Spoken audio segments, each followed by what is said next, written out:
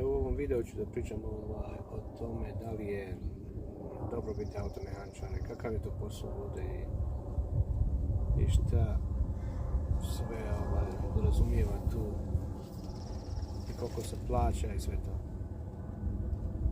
Ovdje u Americi je malo, to je vrlo nezahvalan posao i ima je 3 načina na koji te plaća. Može po satu, može biti po učinku i može biti na platu. Imaš tu određenu platu i to je tvoja plata bez obzira koliko radi. Nekad malo više radiš, nekad manje, ali tu. A najgora opcija je ovo što radiš po učinku, to. Jer u stvari tu mora biti sve idealno. Znači, tu se dobre pare mogu napraviti ako sve ide kako treba. Ako radiš nekom starijem vozilu, neki ti šaraf pukne ili nešto se desi, onda je to problem, onda gubiš, radiš za džaba. I što je najgore kad se mijenja uvjet, na primjer, onda tu skoro ne dobiješ nikakve pare za to, nego šta prodaš, šta nađeš i onda to tebi dođe poslije i popravljaš to što si našao, šta nije u redu sa vozilom. Dosta puta se desi ti potrošiš vrijeme, pregledaš svoje vozilo i na kraju nađeš neke stvari što treba da se poprave i auto dođe nazad za par dana, a u međuvremenu dobiješ neko drugo vozilo i onda nemaš vremena da radiš na ovom, onda oni daju to vozilo nekom drugom. Tako da to nije vrlo dobro. Da tako sad podijelim na desetine i onda imate po 6 minuta na svaku tu jednu desetinu. I 5 ti dobijete za pola sata za mijenjanje ulja, na primjer. Za ti pola sata treba da komplet auto se provjeri, da se provoza, da se sve tečnosti provjere.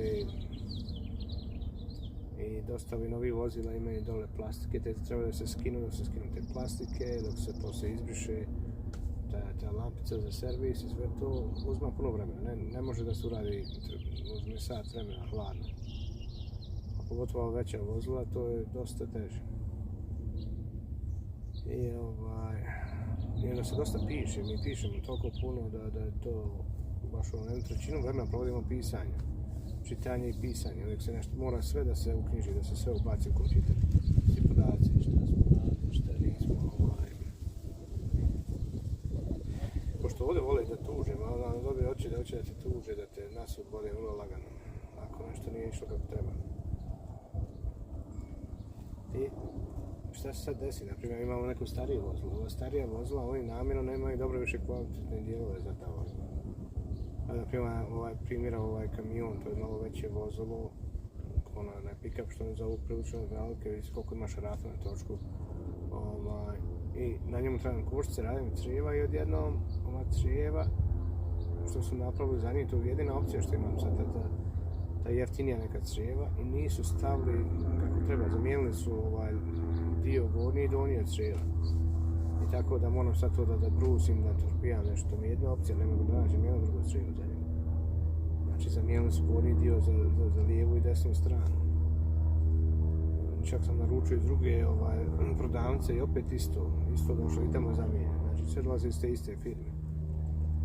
I onda ti dođe problem tako da gubiš vrijeme na tom, umjesto da radiš ti gubiš vrijeme. Ne plaćate za vrijeme koje si proveo tamo, nego samo za posao određen. Znači ako ti platite sat i po za rađenje kočnica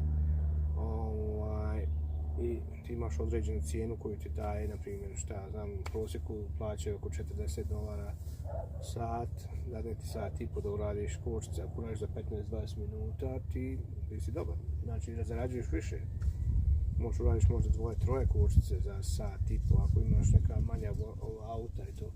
Ako ide sve kako treba, ako ti čaraf ne pukne, ako neki čaraf pukne i onda nešto se desi kako ne treba, ali tako da crijeva, onda ćeš raditi džaba. Onda ostaneš 4-5 sati i on ti dalje plati sat i po. I to je malo problem, platiti je uvijek sad je gore, sad je dole, nikad nije na ravnini, onda možeš malo više vremena provedeš da to radiš. Nekad se desi, naprimjer, kao što ovaj ventilator tu, to je vrlo jednostavno, kao došao je tu motor, nešto lupa, nešto svećika vozi, ventilator, pošto sad više klimu koriste, pa i ventilator se više po hubovima, puno auto prešlo starije i onda ventilator se promijeni jednostavno, to smo našli bez problema. to sa posao odrađen i dijagnostika je sve i zamijenjeno. To je u redu. Onda ti dođe ovako, na primjer ovo sam radio ude na ovom autu i tu sam našao i amortizer je bio puku i ove dole osovne su isto popucali. Onda kad nađeš dosta stvari tako da je vozilo baš u lošem stanju, onda ljudi obično neće da popravljaju to, samo da je kupi drugo neko. I logično što ili kad dođe ovako hrđavo nešto, a kad ovo hrđavo dođe to je užasno. To ne smiješ na dizalce da staviš hoće da se raspadne. Mada u ovom dijelu ovdje smo mi, tu ne stavljaju so, pa auta ne hrđaju uopšte. A kad dođu tamo iz drugih dijelova gdje stavljaju puno soli po cesti, onda ovako se desi auta, hoće puno da isađaju. A ovdje i nemaju tu godišnju inspekciju dok ovi vam imaju. I tako kad ti je ovako hrđav auto, nema šanse da ti skineš taj dio, da uradiš novi dio. To će ti uzeti vremena i vremena. A ovi što radi kod dilera, to je još gore. Znači, oni koji radi kod dilera, kad dobije novo auto, ono je pod garanciju. Kad nešto je pod garancijom, onda ti ne plaća to puno vrijeme, nego ti plaća možda pola toga vremena. Tako da nije jednostavno. A i evo, na primjer, ovaj kamion, to sam već pokazao ranije, na njemu svi točkovi vrlo teški, ovi veći kad radiš to je teško, i on plati istu cijenu ti dadne, isto te plati da radi na malom autu ili radi na ovim velikim ogromnim. A ovi veliki su toliko teški, to te fizički te umori. Kad uradiš jedno, 2, 3, samo da skineš ove točkove, to je baš teško. Može i leđa da se veže. Tako da nije baš zahvalan posao, to je vrlo, ne bolje dosta biti vodoinstalater ili električar ili nešto to, i bolje je plaćeno to. I tako. Još druga stvar, ovdje moraš imati svoj alat, znači moraš non stop da ulažeš u alat da kupuješ alat. A vrlo je skup taj alat koji je profesionalni alat, tako da ovaj posao je vrlo zahtjevan. Ti mora se uči non stop, lako se greške mogu napraviti, možeš se možeš da nešto i pokvariš.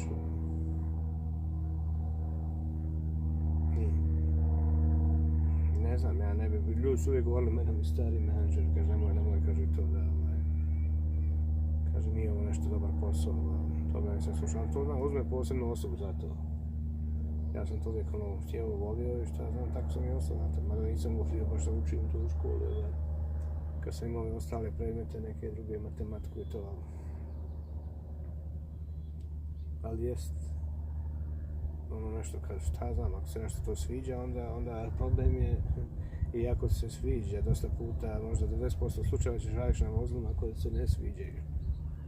Nećeš baš raditi na svim što se sviđaju. I onda uvijek je tu i ljudima nije znaš, baš im je krivo kad se auto pokvari, pa uvijek su i neraspoloženi, tako, i onda i ta energija prenese se na nas i onda i mi postanemo ljuti malo i tako. Ali takav je to posao. Nije za svakog. Moraš biti fizički i psihički u svakom pogledu baš prilično da izdržiš sve to. I što je najgore isto ove hemikalije, to koji otrova imati, ta ulja i ovo što čistimo, dijelove sa tim, i to je čista hemija, vrlo, vrlo otrovne stvari. Da ti uđu u kožu i koža upija. Zato ja uvijek zaštitim se kako god mogu, ali opet uvijek dobiješ malo na tijelu, padne ti nešto. Ili udahneš, ode ti u pluća. Da, taj posao nije težak je posao. Zato ne znam, ko je mlađi nek malo razmisli, nek malo provjeri, ispita prije nego što uskoči ovaj biznis.